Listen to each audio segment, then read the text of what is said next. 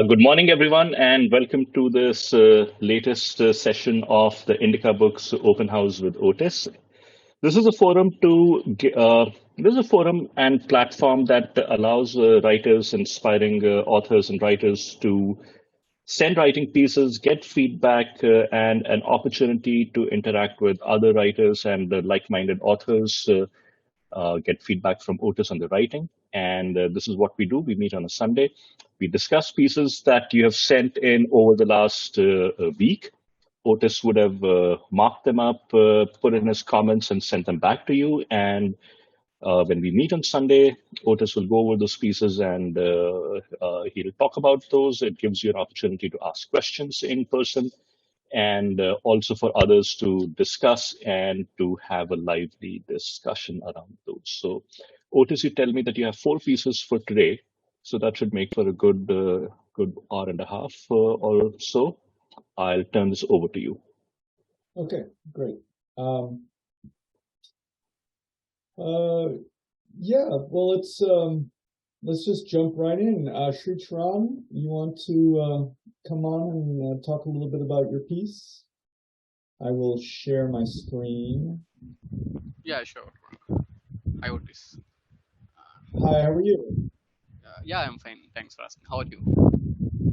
Great. Yeah, okay. So we took some time off. Tell us a little bit about what you've been doing. Have you been getting some writing done? Yeah, actually, for a few months, I have not been writing. It was because of some university chess tournament. So 2-3 months it was not happening, but I started again. Okay, I did not know about the chess tournament. Were you? Oh, it was the university sponsored group event. So we had some rigorous practice. So I had to put many of my other events on plate and fully delve into chess. Again, I started this one. Yeah. Interesting. Okay. Well, Sri Charan, that gives us a good opportunity for you to tell us a little bit about how stories are a little bit like a chess game. Chess game. Yeah. So I'm not sure how I can explain like chess, but I aspire to see every story as kind of chess in future, really. So I want to look at a chess game and make some story out of it, but I don't think I can do that for now. Okay, so right. Well, yeah. Okay, so this is a first chapter from a novella I am planning to do. So that is about wildlife and human conflict. So this is an introductory chapter for that. So in this chapter, there is an old man. He is so his village had been ravaged from rains for past 1 month, and a tiger had been creating a havoc in his village. So the village priest had decided that it was some kind of curse given by the goddess for forgetting her, and so a sacrifice must be made to her. So they each kill a goat or lamb in their home, and then there is another chief sacrifice that the old man had to take to the temple, which was very far away from the village. Right. What time period are you setting this in? Present period only. And who's the protagonist of the? Okay, so the old man is not the protagonist in this story. So he is one of the characters. So there is another young man that is the main protagonist I was planning. And the person who's the protagonist is going to come in later, like maybe in the second chapter? Yes. And so that kind of structure is done, it seems to me. Like you start with something, but we have the same problems. So we'll start with something, this story, this chapter, and then in the second chapter, that can often be a time to like make a major shift, to change something. but generally, that will also set up the idea that there's a relevance between these two things that we've seen that will come out later. The reason I bring up chess, the reason I wanted you to talk about chess was because, I mean, the objective in chess, of course, is to see moves ahead, right? The other element of chess, of course, is that you have this game that is, in which you're playing against someone else, and you're sort of the protagonist. You want to win, right? You want to triumph. And then your antagonist on the other side of the board is thwarting you. This is also true of stories. I mean, a chess match is a story, basically, of a protagonist, wherever we are, right, situated versus the antagonist. So let's have you read a little bit. Okay. Can you read this first page? Oh yeah, okay, sure. Can you? Okay, I'll read it. It had been raining wild for a week, and the path to the temple had become darker and wilder than what the old man had seen it last time. It was a year ago, of course. It went quieter as well, as if time, if only a short period, had made it ragged and wiser. Time will make you useless, the old man muttered to the trees. His dog looked at him bewildered and looked behind. She had been a weary girl since. Well, the old man did not remember things so much. He only knew that the dog had been with him for a very long time. The weight on his head did not help his pace, and this rain seemed to make his life harder with every step he took into the forest, splashing at his scrawny limbs and hitting his back like his couch. The dog seemed to have sensed his burden and made a calm whimper. She had her eyes set on the plate on his head for a while. The stench of the raw blood and flesh was too much for a hungry beast to bear. Not now, Crinky. It is for the goddess. He gave her the cold look he would often give her. Her response was different this time. Rather than hold her tail between her legs, she snarled, an outright defiance. Okay, thank you.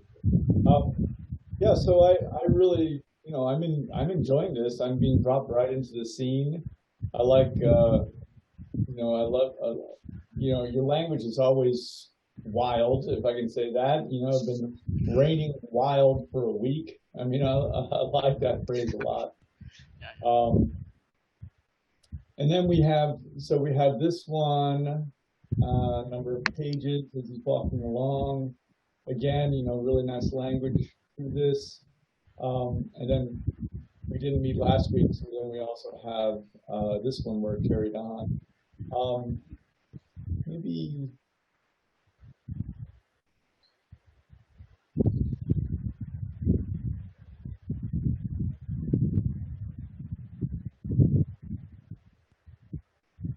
we can have you read another little section here. This is kind of long, but it's so good.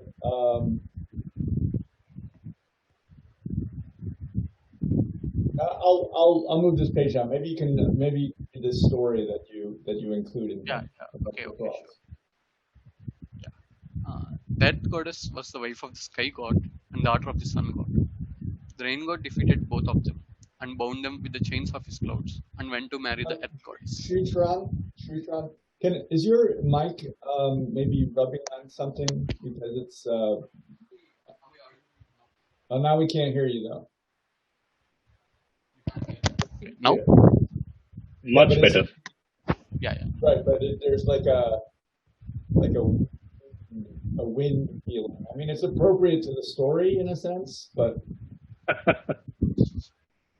no, that's not working. So ahead. There is a fan inside, maybe that was causing that windy sound. Okay, do you turn it off? Yeah, I think it'll do. I mean, it's not perfect, but I think it'll do. Okay, yeah. Okay, so carry on. Let's hear this. Yeah, sure. The earth goddess was the wife of the sky god and daughter of the sun god. The rain god defeated both of them and bound them with the chains of his clouds and went to marry the earth goddess. The earth goddess had already left her palace by then and went to the king of the tigers. The great tiger said, "O daughter of the sun, I will not face the wrath of the rain god." So the earth goddess ran to the king of the fish. The fish folk were the best of friends to the rain god. So their king said to her, "O wife of the sky, I will not hurt my friend." So she ran to the emperor of the owls. The owls were the fiercest of the foes to the sun god. So he did not even let her enter his palace and mocked her. As her last refuge, she went to the queen of the frogs. Though the frogs were the friends of the rain god, their queen welcomed the earth goddess and said to her, "O mother, we are poor, for we have not the strength of the tigers, nor the agility of the fish, nor the pride of the owls. However, we lack neither valor nor benevolence. You sought our shelter, and shelter you will get." Thus saying so, all the frogs made a huge blanket over the earth goddess with their bodies to keep her from the gaze of the rain god. The rain god searched for her in the palace of the tigers, in the famed halls of the fish, and in the caves of the owls. He searched all the palaces in the world, but could not find places in the world, but could not find her. However, the Almighty had taken note of the events by then, and commanded the rain god to give up his futile effort, and release the sun and the sky from his clouds. Only then did the earth goddess come out of her shelter. The rain god felt cheated by the frogs, whom he had considered his friends. His fury knew no bounds. From then on, he vowed to exterminate the clan of the frogs. However, the earth goddess had deep gratitude for the frog folk, and hid them in her palace whenever the rain god came to fulfill his terrible vow. When the rain god felt tired and retired to his abode, they would come up and sing in joy. Okay, thank you. That's a wonderful story. So let me maybe have this little idea to try and have more development. But so I do have some things to say about this story. I think you're just starting it. There's really kind of two ways to think about writing. One is, just keep going. But at the same time, if we can work some things out, it's to me ahead of time, we can save ourselves a lot of time rewriting. Let me throw it out to the group. What? So I'm making this test. What are the two things that we need to have at the beginning of a story? So I'm just really talking. This is conventional, maybe it's formulaic if you want. It's all these things that we despise that, restrict our freedom to express ourselves however we want. But let's just say that maybe it's useful. What are the two things that we need? I throw it to you, or if anyone else wants to jump in. I think establishment of who the POV is one. Okay. What's the conflict? Okay, Abhinav, you struck pay dirt. Establishing the point of view, I think, is very important. And establishing the point of view, the way I think of it, is also kind of establishing the setting. It basically establishes the context that the reader is going to be in.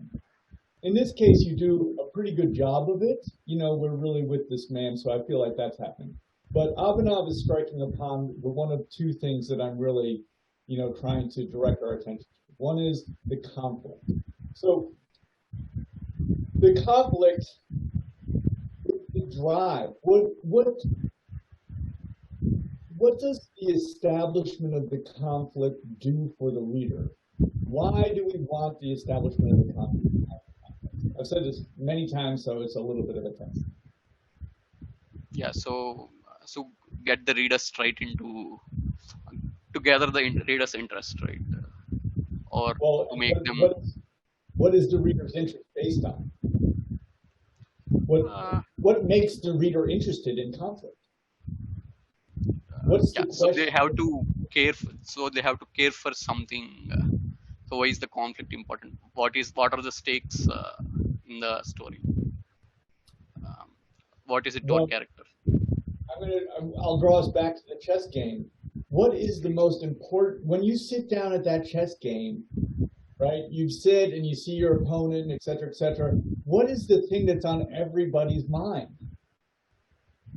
That's a conflict between you and someone else. That you're the protagonist, they're the antagonist.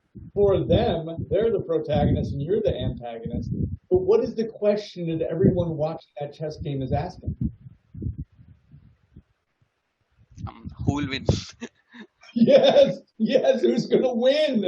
Yes, it's simple. And basically, who is going to win is another way to say more vaguely what's going to happen. But yes, the conflict is central to making the reader wonder who's going to win, what's going to happen, who will survive in a sense. I mean, it taps into our deep survival instinct, right? We get to watch a drama get played out and we get to learn from it. And what we're taking away is who's going to survive slash triumph, win, etc., whatever you want to put, and who's going to not survive, fail, etc., and go down. So who rises and who goes down. This is so tremendously important to us. Conflict. What's the second thing? Mm,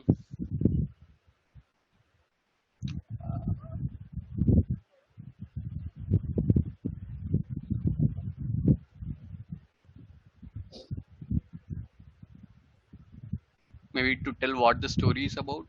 Does that come under conflict? And anyone else want to take a stab at it? Growth of the character, like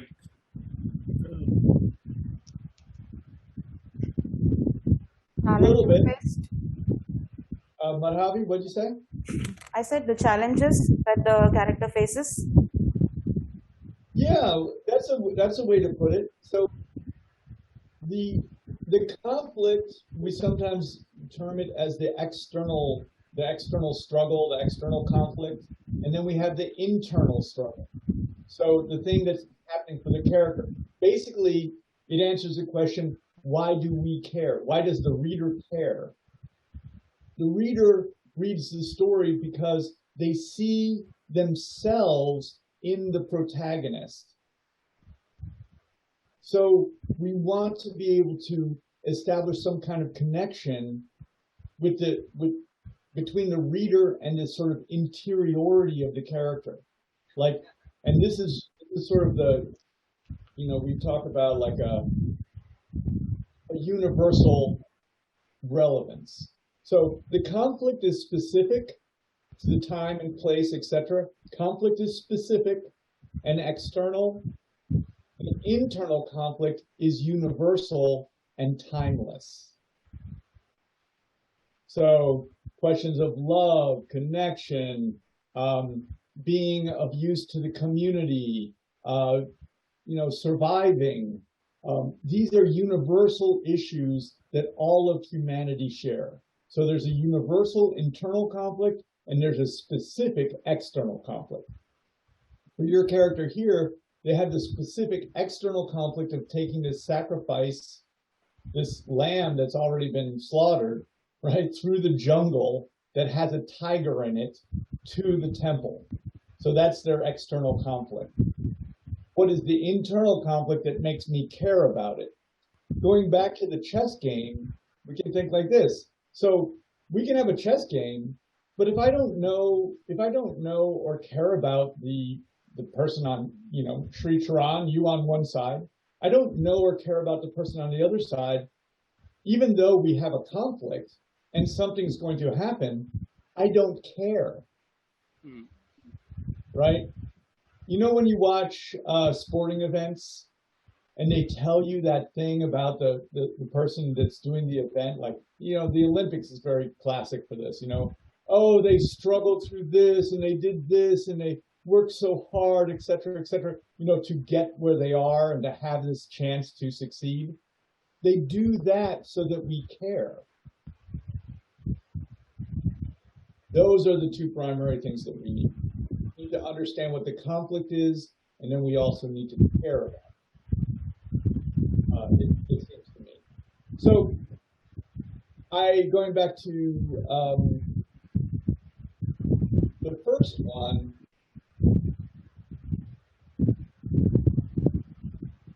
what is the conflict in this piece, do you think?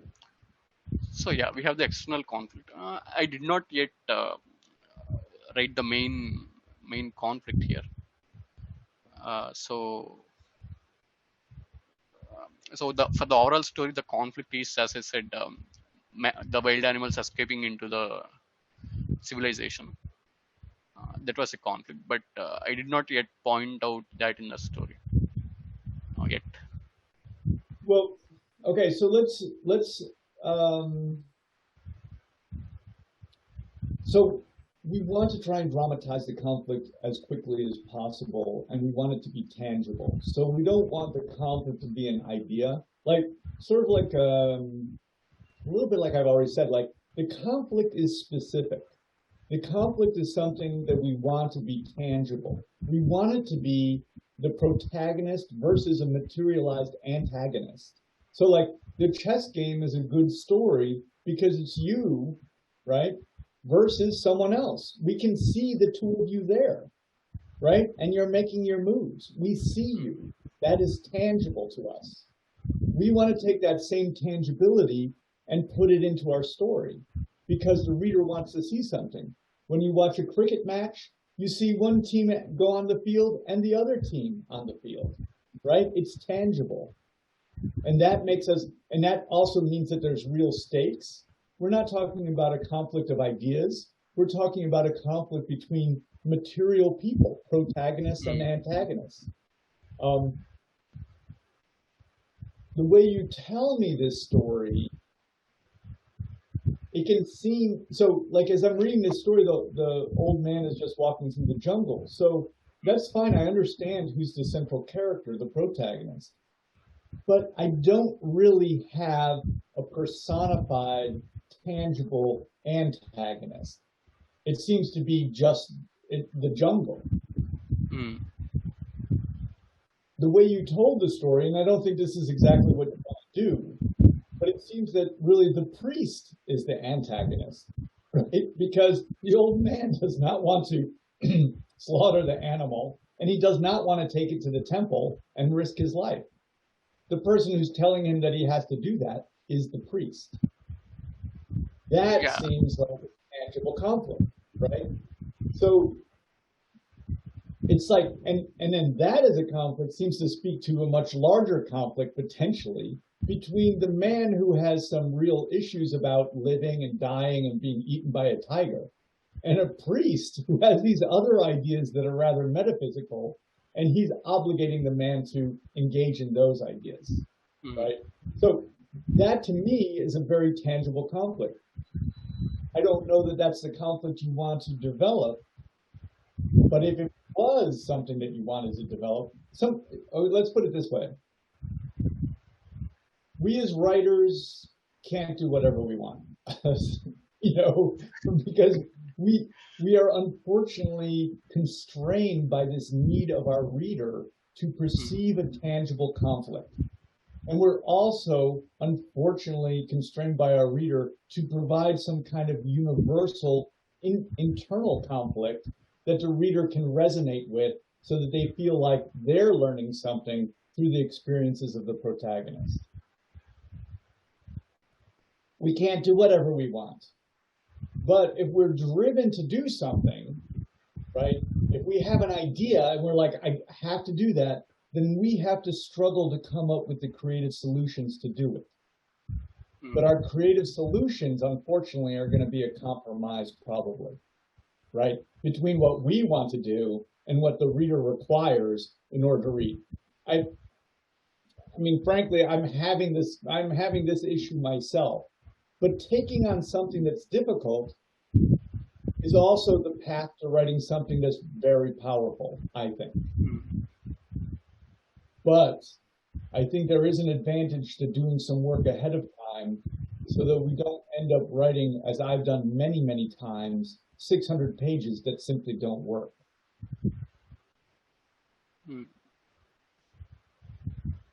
Yeah, got it. So I have a roadmap, but not exactly the continuity of that. I have some points, so I am planning to somehow reach from point A to point B.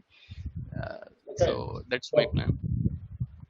I think it's a good time to practice. So like some of these things that I'm talking about, like the conflict and then that, you know, this internal universal aspect of the character, the protagonist, I think that these are very good things to practice. Whether we, so like we sometimes think of our stories as like, okay, I'm going to write this story and then I'm going to be a famous author and I'm going to go on a book tour and all of that. So we have this sort of fantasy about our writing and it drives us to do our writing. It doesn't, that fantasy doesn't necessarily take into account the hard work that's required before that all happens. I think there's a value if we can understand, like, I think that what I'm saying about the conflict and the internal struggle, I think that that makes sense. Like, it makes sense to me. I don't like it. I want to write whatever I want to write, but I can see that it makes sense in terms of involving the reader. I know that it's what I require to be involved, right? When I read something, I want to have this feeling of what's going to happen, and I actually care what's going to happen, right? I want to have both of those feelings.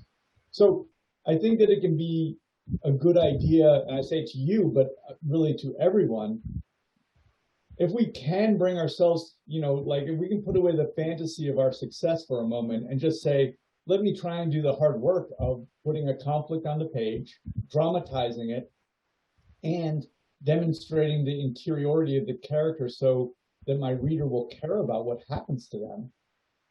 Mm-hmm. These are, I think that these are worth practicing, and yeah, I agree. Yeah, and it actually draws us immediately to doing one of the hardest things that we have to do, which is to dramatize conflict. It's also, we'll find, the most fun. Like, once you start doing it, you realize it's the most fun. Like, I'll just have you imagine it for a moment, but like, think of the difference of the old man simply walking through the jungle in the rain versus the old man and the priest discussing what he must do and him realizing that it's going to put his life in peril, right? That is a much more engaging scene, to have maybe, I might do it like this, I might cast the priest as, he's eating, someone has brought him berries and he's eating it and he's like, what you must do is you must, and the old man is like, okay, for one, that's like the only lamb I have. Two, I'm going to be walking through the jungle with a man-eating tiger with this lamb on my back. And et cetera, et cetera. So like, that is an interesting situation. And it dramatizes the conflict. This is a great thing to practice. Yes, I agree. So while I am reading back my story, so I felt like something emotionally is out of place. So that is probably the internal conflict. So I realize what's amiss. And it's Shudran, I've noticed this in my life too. It's something about like writers.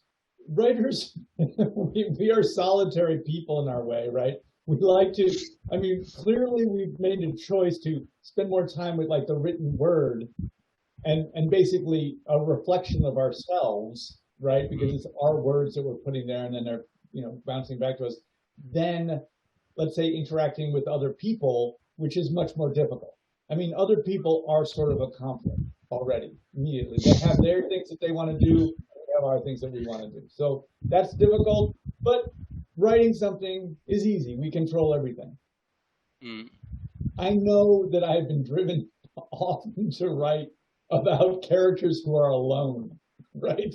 So they're alone, there's no other people there. Those scenes are useful, but we have to develop a conflict in those scenes too. But real conflict comes from other people, and so even though everyone on earth is conflict avoidant, I believe, there aren't people who are like conflict positive, and so we as human beings stay away from conflict. We as writers, however, have to dive into it. And then that's also what we provide in a sense, we provide the reader, what the reader ends up getting from our work is they get to read about a character in peril, right? In conflict. It's tense, it's difficult, but the reader imagines being involved in it and cares about it, but they're also definitely not involved in it, right? It's the same thing with movies. You know, you watch a movie and you see the things that are happening in a movie, they're horrible, but we enjoy it because we're not in it. If we were in it, we would be overwhelmed and scared out of our minds, right? So it gives us a chance to participate in these conflicts, but from a safe distance. And that's what the reader wants. For us as writers, we have to kind of jump into it though. It's still imaginative, but we have to be willing to imagine it. And often, you know, we don't want to, you know. Yeah, it's like observing the difficulties of a neighbor, but we don't want them. Right. We don't want to live in their apartment. Yeah, absolutely. So yeah, this is intriguing. The other thing, and this is, you know, I think it's about your work because I feel you have such your imaginative capacity is great. Like I always feel like when you're writing that I drop into the imagination of the scene, and I think you're controlling things like point of view more, so that sense of imagination and that drive to write a narrative, you have those things. I would be really interested in you maybe trying to write something shorter and getting it finished so that you can practice some of these techniques, basically, of, you know, because writing this beginning with conflict and with external conflict and internal conflict, writing that beginning, that's difficult. But also writing the middle, which is escalating to a culminating point, that's also difficult. Writing the ending is also difficult.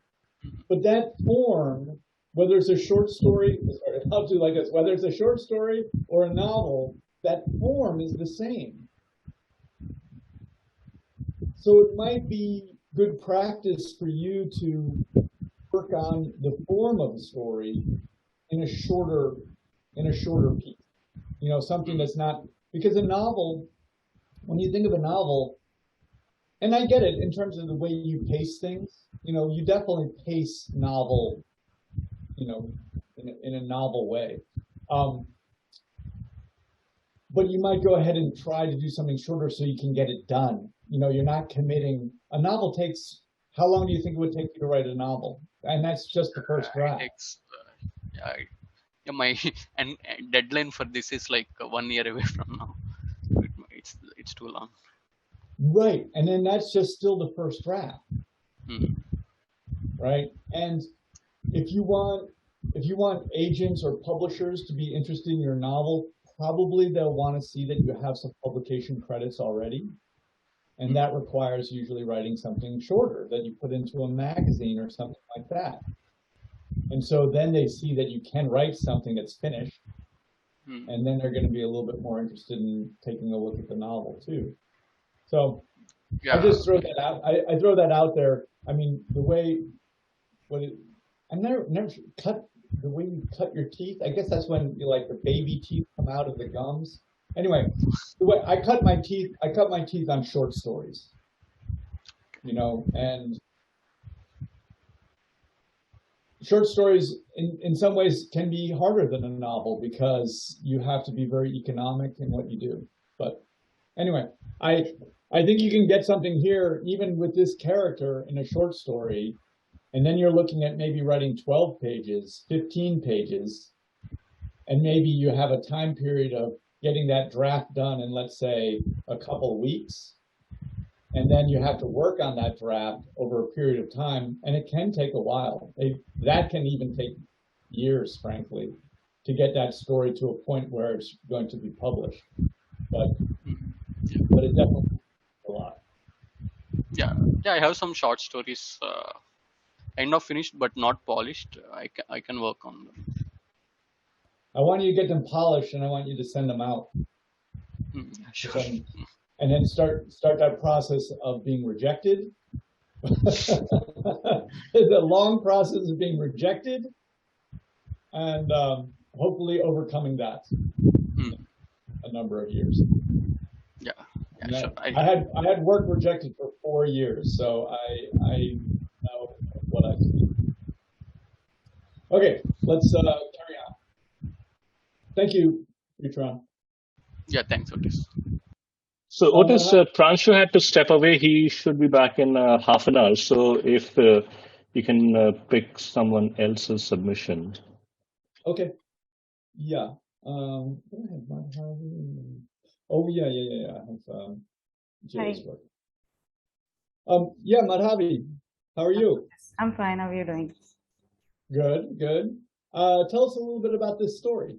Yeah. So this is part of the story that I have previously shared with you. You may not remember it. But it's about a boy and his uncle with whom he doesn't get along very well, and a friend.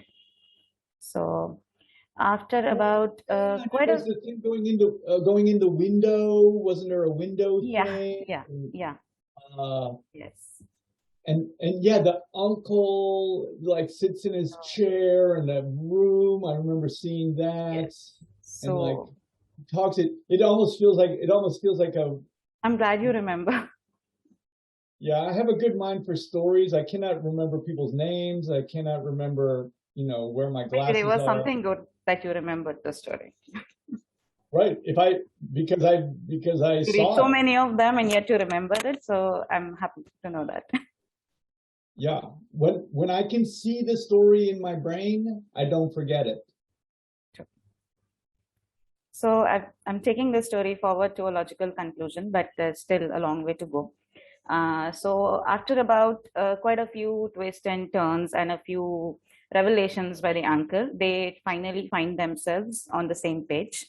Aman has moved from his hostel to a working place. He's working on a farm in the hills of Maharashtra somewhere. So this story, this part basically focuses on his working life. So he is now going to a banquet with Sandy. This particular short piece is part of an ongoing chapter. So that's why I've picked the middle piece. That is why there are a few things you might not connect with, like the names, the girl coming in and all. So it has been explained previously in the chapter. And I'm sorry that I didn't realize you might not feel connected to those names.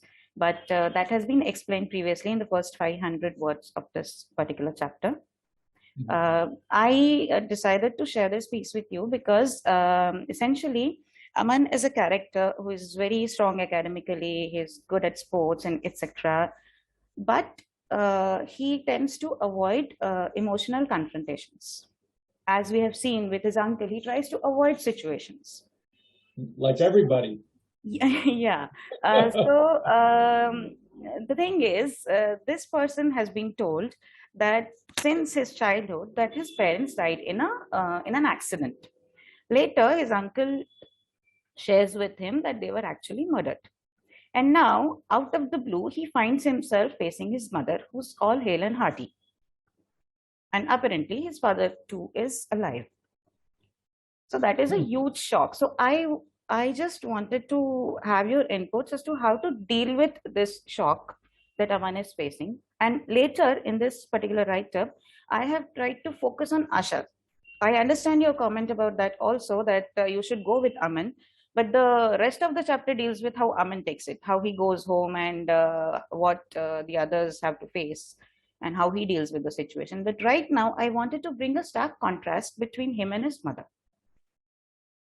Like she is not like Aman. She's exactly opposite. She's very calm, relaxed, and tries to, hold herself in the situation. And she also has a backstory and her resilience, her persistence that may, end up teaching Aman and making him grow into a person who actually cares more about others and takes on responsibilities more often. Mm-hmm. So that is why I thought that maybe a sneak peek into Asha's characterization would probably help the readers later on. So I just wanted to know more about this approach, if it fits here, or how else I could more, bring it out. Um,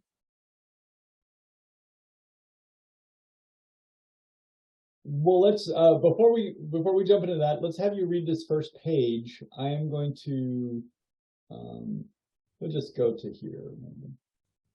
Let's just hear a little bit of it. Okay. Aman and Sandy waited patiently for Prasanna by the main entrance of the banquet hall. Aman casually glanced at his watch. There was still some time for Prasanna to arrive. He was about to suggest that they go inside when he noticed Sandy was fidgeting with the neckline of her dress. He had been noticing her discomfort for quite some time now. She was either wringing her hands, trying to push her already set hair behind her ear, or playing with her hemline at sleeves. "He will be here soon." He leaned towards her and whispered in her ear. She jumped. "What's the matter with you?" he asked curiously. "You don't seem to be in your element today." Sandy replied hesitantly. "I'm not sure. Everyone is dressed so elegantly." "So are you," he replied nonchalantly. "But their clothes are so nice. Look at mine. They're so old." Miserably looking at her red kurta and ankle length black skirt. "I don't even remember when I bought these." "What's with that logic? Old can also be nice. Your clothes are nice, and you look really pretty.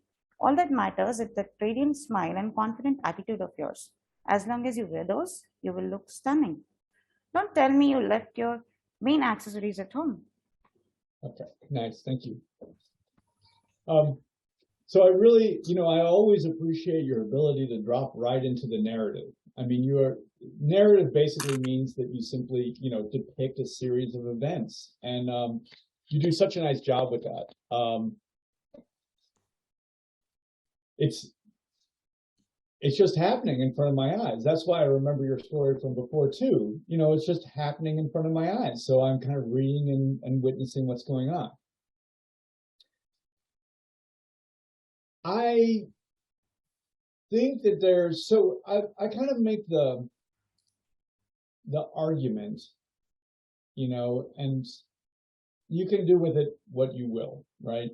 But I kind of make the argument that what works in writing is to involve ourselves with a point of view character, and that because the point of view character, and I would love, Abhinav, you and I often, bat around issues of point of view. So let me try this out on you and everyone else.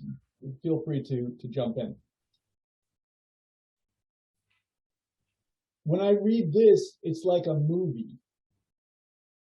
But when you're at a movie, an actual movie, there is a frame, right? You're looking at this thing like this.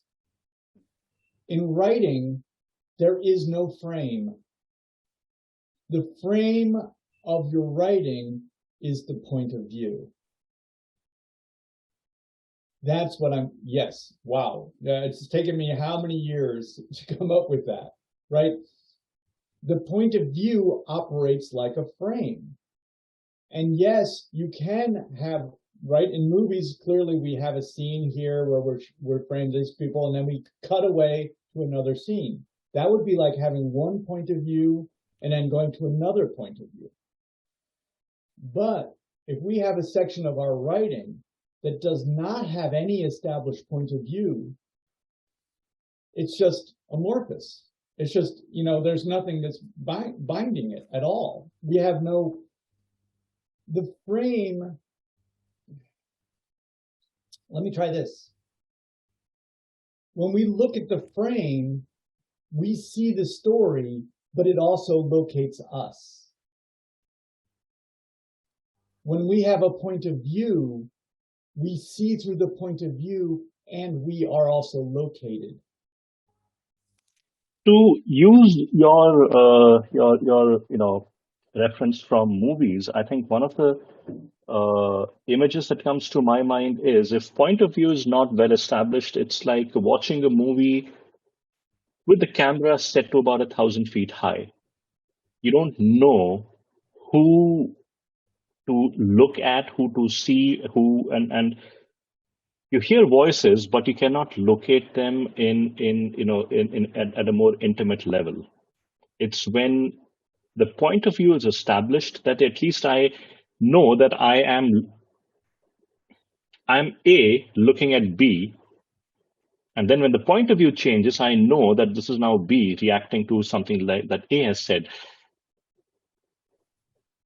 Lack of point of view, I think, makes the text appear like a television commentary, and Madhuri, I think you'll relate to this more than Otis, like a Doordarshan documentary from the 1980s. Okay. Yeah. So there is one book that I keep referring and mentioning to people, and I think I've mentioned this in the WhatsApp group also. This is called, the title of the book is Self-Editing for Fiction Writers.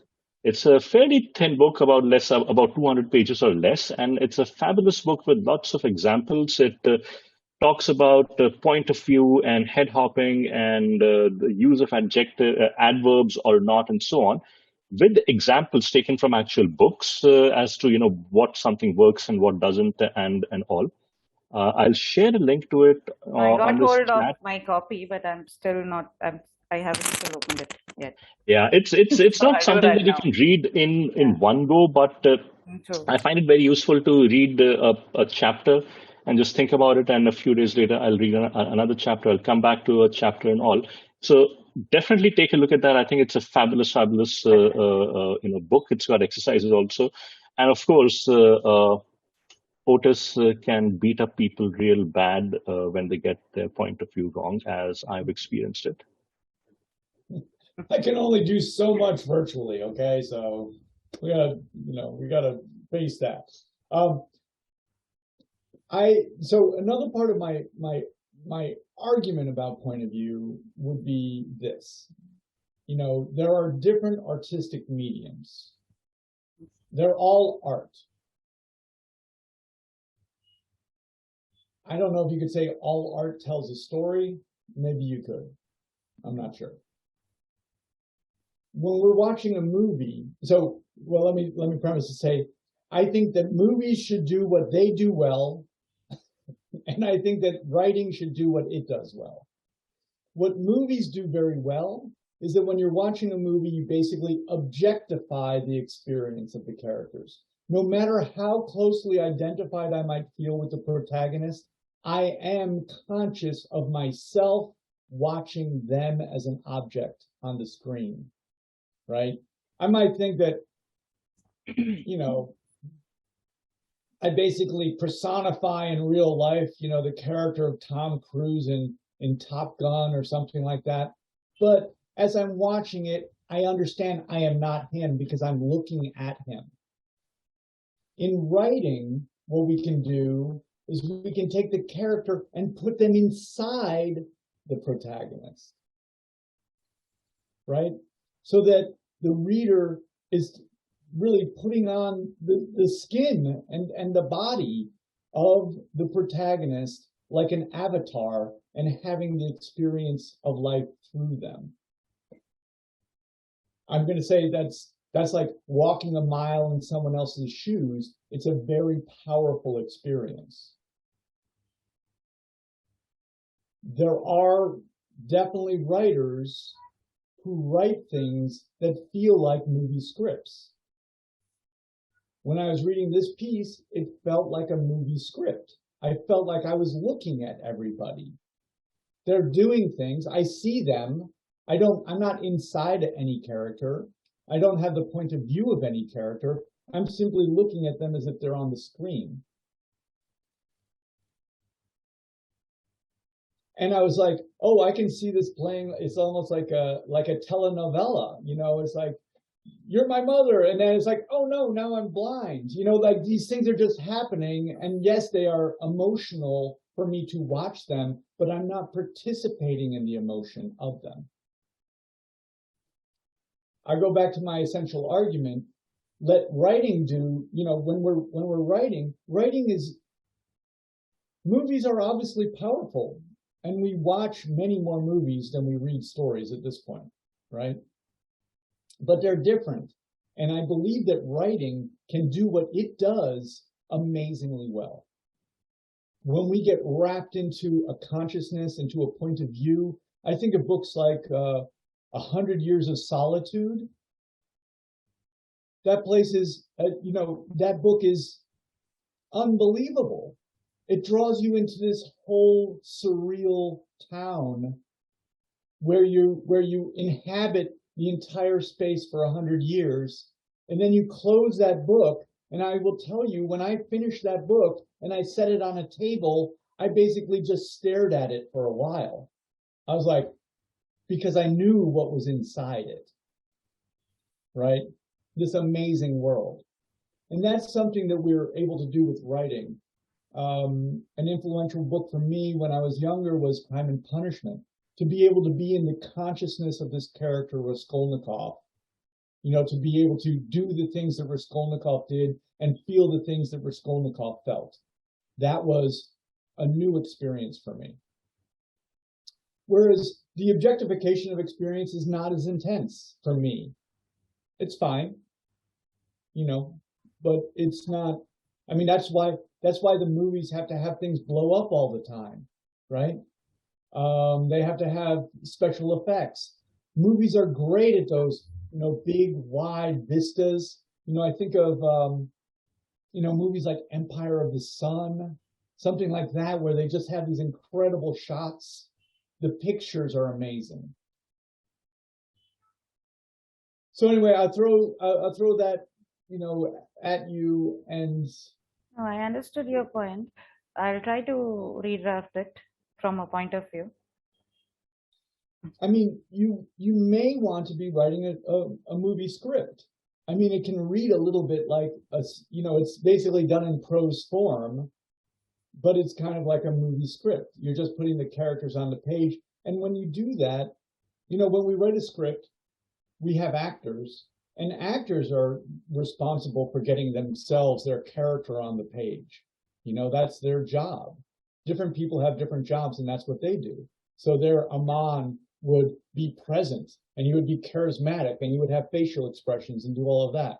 Or we would see Sandy, and she would be present, and she would do her job as the actor on the stage. But if we're going to be writing it in prose, we have to do all that work. And part of the work that we have to do is also think about how we're framing the experience.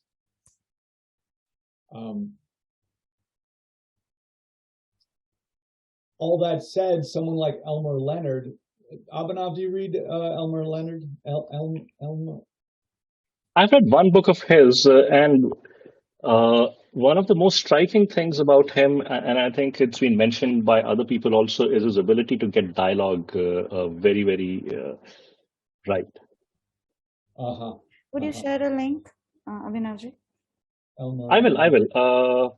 I'll look up the book that I have, and I'll share that, and I'll also share a couple of other links, including some very good advice in writing that Elmer Leonard has shared in the past.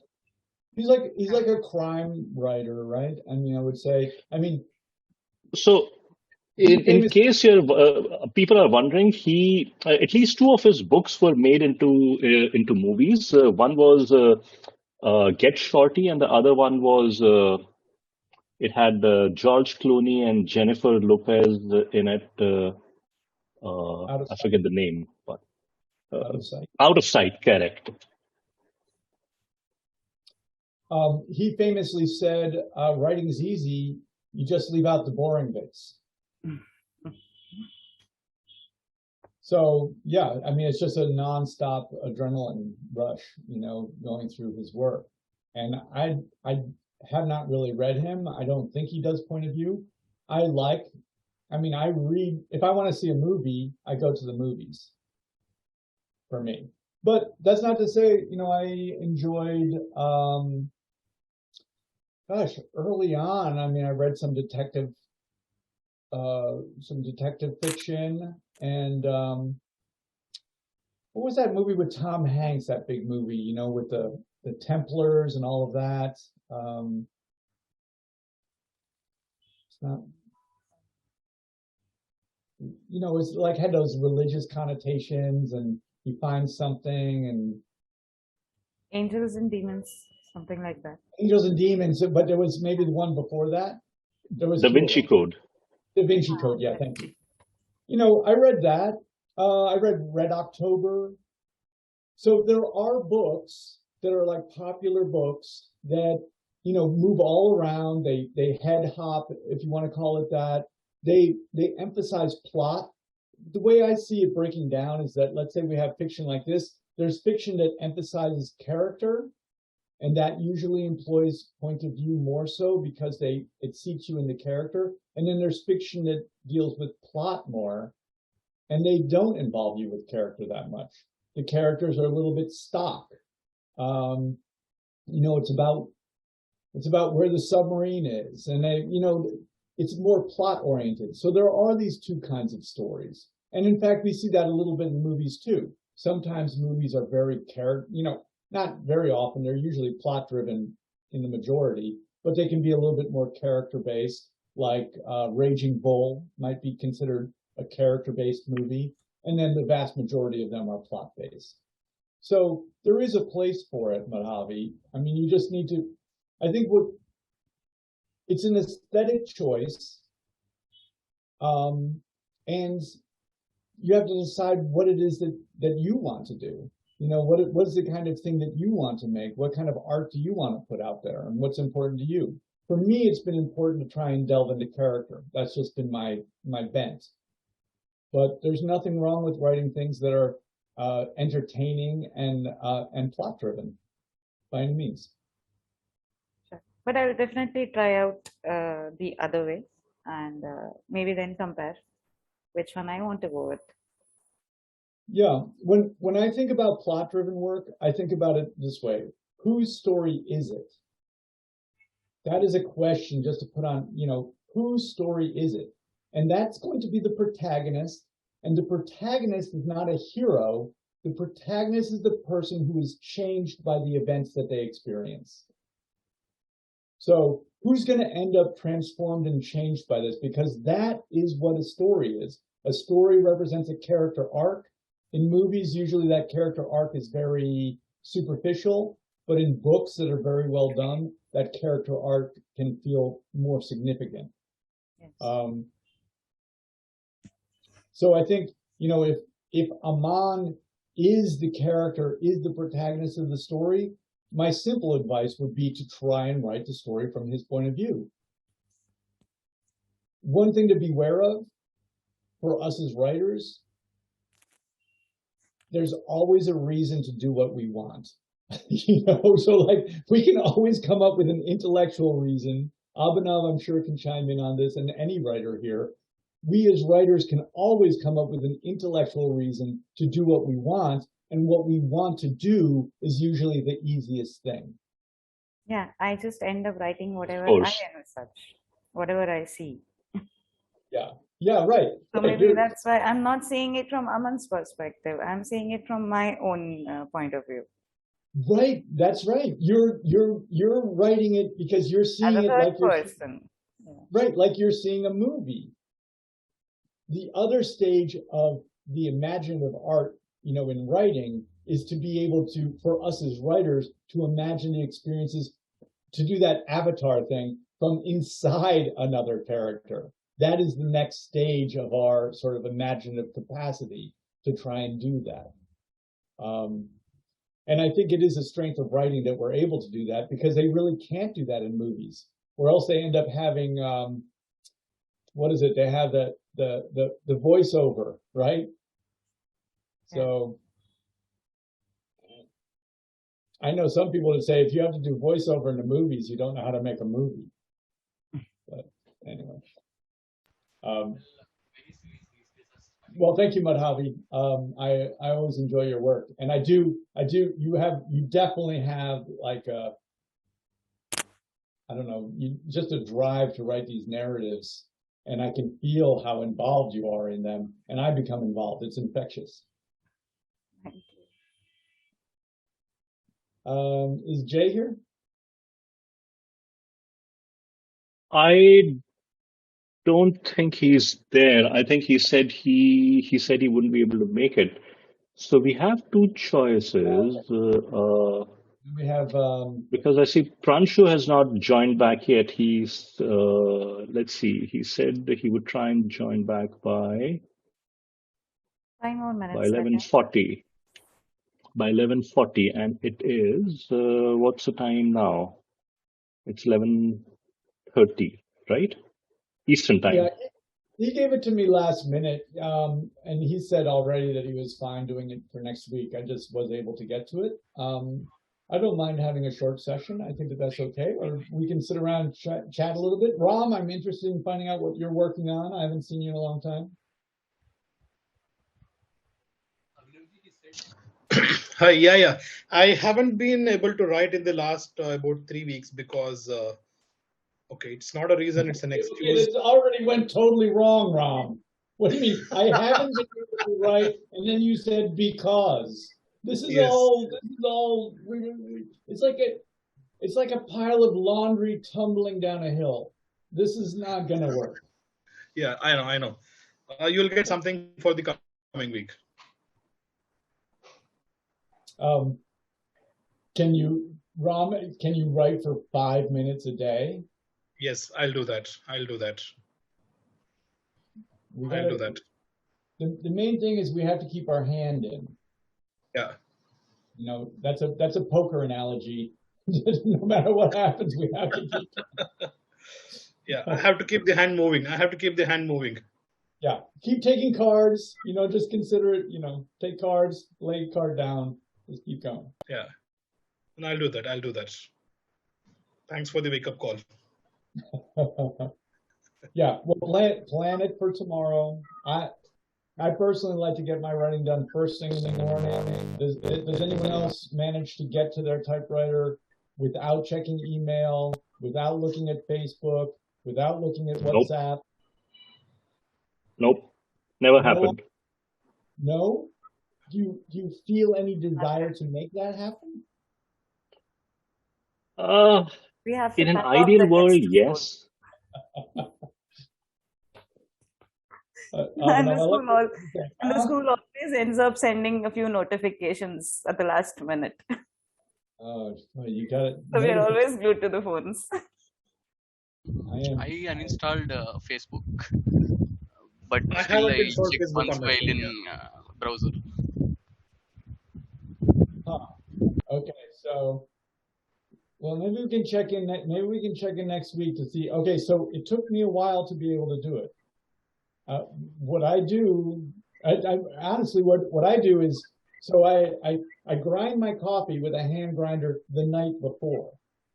When I'm grinding my coffee from the night before, my mind is only on one thing: getting up in the morning and doing my writing. I grind the coffee, I put it aside. In the morning, I come down, I hit the little button, it goes, and it wakes up everyone in the house.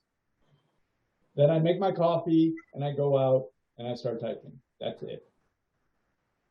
And actually now I'm totally used to it, but it required me really having a ritual that put me into the right space so that I could do that. There was a long time when I would come out, check Facebook, I would get triggered by something on Facebook, either like cute little kittens or the next horrible thing.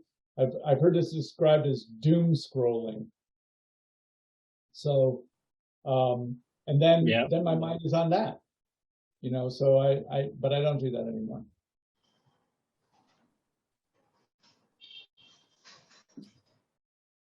Ram, I like your window. Is that a window there? Yeah, it's a window. Is that in your place? No, actually, I'm traveling on work, and I took a service apartment for a short while, so I'm sitting there. I like it. It's very dramatic. Oh, is it? Okay, all right. I never noticed. There's a story right there.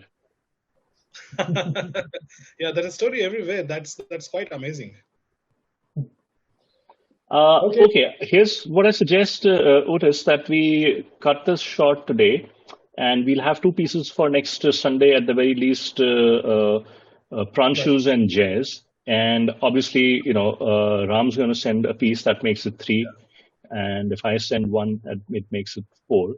So let's break for today, and we'll reconvene next Sunday. Again, I'll put this up on YouTube in a day or two, and I'll send out the link. And please do send in your writing pieces. Tell others who may not know about it, about the Indica Open House. Let me while we just have a second, let me put an assignment out there, maybe particularly to Ram, since he's not been writing. So I made up this assignment that was called the 4-page story. 4-page story. The first page is the beginning. You get the beginning done in 1 page. The second page is the first part of the middle. In the very middle, there's a reversal. The third page is the second part of the middle. And then the last page is the culmination. 4 pages. That might be one also for Sri Charan. For anyone, if you want to work on story form, it'll force you to really think about story form. 1 page is the beginning. You do what the beginning does.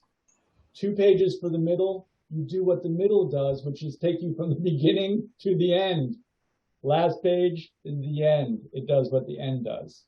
It resolves the conflict that was brought up in the beginning. Right. Okay. Just Yeah, I should practice we this. can all have one done I'll by do next that. week. Yeah, I'll work on this assignment.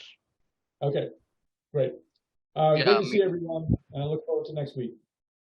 Yeah. Thank you. Good night. Thank you, everyone. Bye, and till next Sunday. Take care. Thank you. Bye.